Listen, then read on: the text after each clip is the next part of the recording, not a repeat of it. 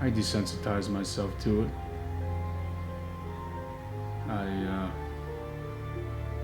I went to great lengths to hide what I did.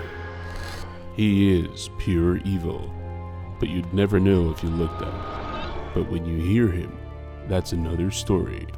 He got away with murder for 30 years, and tonight we'll have an exclusive interview with one of the world's worst serial killers. For the first time ever, we delve into the mind and the world of Louie the Fly.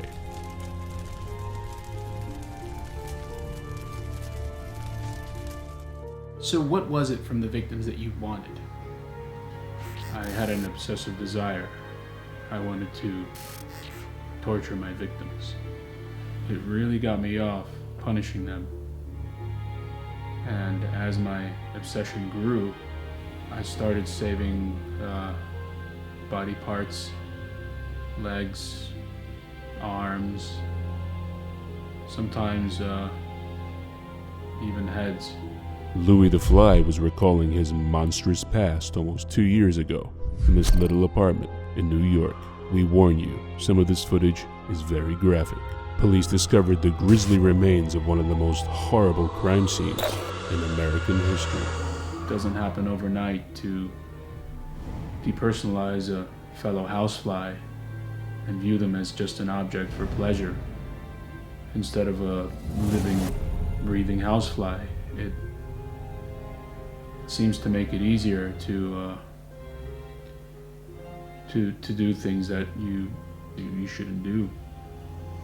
Louie the Fly, an unassuming New York cab driver, would eventually confess that he had lured in, murdered, and dismembered over 1,000 houseflies. He instantly became the center of worldwide media attention, a serial killer unmasked. There were protests and press conferences as people furiously tried to understand how this could have happened in their hometown. How did Louie the Fly get away with murder after murder for 30 years? How could a boy born into a hard-working middle-class family turn into the worst kind of monster imaginable?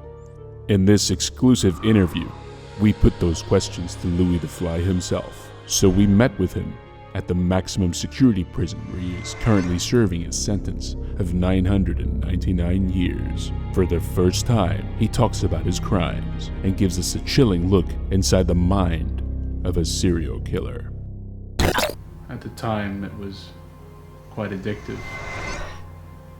I felt this. It was like a sudden urge of energy. I wouldn't have to. I wouldn't have to worry about their needs. I just had complete control over them. One of the innocent victims was Joe Blow. He was just 18 days old.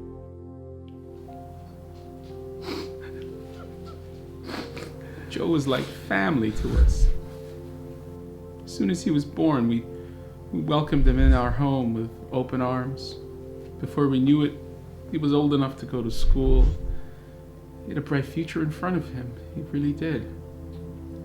You know, he was in the school's top basketball team. He was even the 100-centimeter sprint champion. At home, he was such a good kid. He always did the chores. He mowed the lawns, hung up the washing, and he made a lot of friends at school. He was liked by all the girls, and he knew how to spoil them. Oh yes, romantic dinners, and marshmallows by the campfire. He was a real free spirit.